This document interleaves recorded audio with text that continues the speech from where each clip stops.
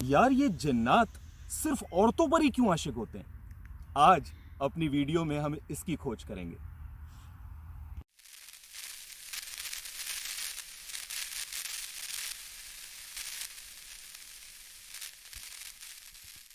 कहता हूं सच कि झूठ की आदत नहीं मुझे। दोस्तों अजीज और रफीको, कैसे मिजाज हैं आपके? आपने ये जरूर सुना होगा कि फलां औरत पर जिन आ गया या फलां बच्चे पर जिन आ गया, लेकिन ये जिन्नात औरतों और बच्चों पर ही क्यों आते हैं? ऐसे केसेस हमें सुनने को बहुत ही कम मिलते हैं कि किसी मर्द हजरत पर, चौधरी साहब पर जिन आ गया। हम हमेशा यही सुनते हैं कि फलां की जुल्फों पर कोई जिन असीर हो गया या फलां खातून के हुस्न पर एक जिन फिदा हो गया। ऐसा क्यों है साहिबो? हकीकत यह है कि जिन्नात या जादू का असल हमला इंसानी जिस्म पर नहीं बल्कि उसकी नफ्सियात पर होता है। मुशाहिदा यह है कि जादू या जिन्नात के अक्सर शिकार खवातीन या बच्चे बना करते हैं। लोग इसकी एक वजह गलत तौर पर यह बयान करते हैं कि जिन्नात हुस्न परस्त होते हैं, लिहाजा वो किसी हसीन औरत की जुल्फ के असीर हो जाते हैं और उस पर जादू बनकर या आसेब बनकर सवार हो जाते हैं। असल बात ये नहीं है। बात यह है कि खवातीन या बच्चों की नफ्सियात कमज़ोर होती है, वो वहम का जल्द शिकार हो जाते हैं। खौफ अपना तसल्लुत उन पर जल्दी कायम कर लेता है, इसलिए जिन्नात का या जादू का नफ्सियाती वार उन पर ज़्यादा कारगर साबित होता है। ये नफ्सियाती हमला उस वक्त ज़्यादा आसान हो जाता है कि जब कोई मकाम सुस्ती पैदा करे या उस पर खौफ की कैफियत तारी करता हो, जैसे कि बरगद का कोई पुराना दरख्त या कोई बोसीदा सा कब्रिस्तान।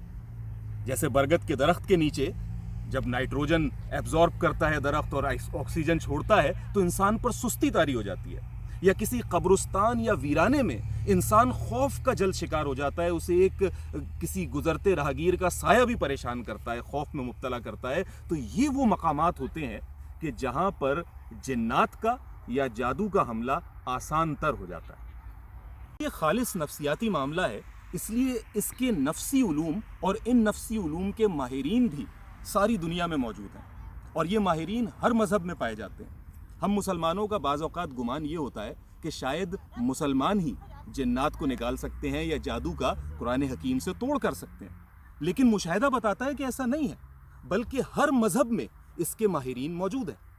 दरअसल जिन्नात से मुकाबला या जादू को निकालना दीन से ज़्यादा यकीन का मामला है। फिर से गौर कीजिए, दीन से ज़्यादा यकीन का मामला है। लिहाजा हमें जो आयात बताई गई हैं, जो सूरतें बताई गई हैं, जैसे सूरह अल फलक, सूरह नास, अगर आप उसका तर्जुमा समझेंगे तो आप पर यह बात मुनकशिफ हो जाएगी कि इसमें इंसान के यकीन को पुख्ता किया जाता है कि करने वाली ज़ात सिर्फ अल्लाह की है। और जब यकीन मजबूत हो जाता है तो इन नेगेटिव एनर्जीज से, चाहे वो जादू की सूरत में हो या जिन्नात की सूरत में, मुकाबला आसान हो जाता है। लेकिन दीगर मज़ाहिब में भी क्रिश्चियंस होली वाटर के ज़रिए या क्रॉस के ज़रिए और हिंदू जादू तंत्र मंत्र के ज़रिए यही यकीन पैदा करते हैं और इन जिन्नात और जादू का बखूबी मुकाबला कर लेते हैं। एक आखिरी बात कि जिस तरह तबीयाती इलाज में यानी मेडिकल क्योर में मरीज़ की कुव्वत मुदाफ़ियत को भी मजबूत किया जाता है, बिल्कुल इसी तरह से एक आसेब ज़दा शख्स जो जादू या जिन्नात का शिकार हो, उसकी कुव्वत मुदाफ़ियत को भी मजबूत बनाना लाजमी है।